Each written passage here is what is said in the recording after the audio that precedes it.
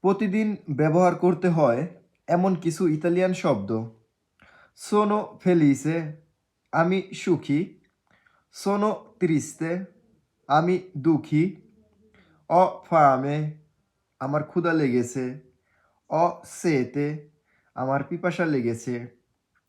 সোনো এস্তাঙ্কো, আমি ক্লান্ত। অ সন্নো, আমার ঘুম পাচ্ছে। সোনো রাব্বিয়াতো, আমি রাগান্বিত। sto male, আমি অসুস্থ।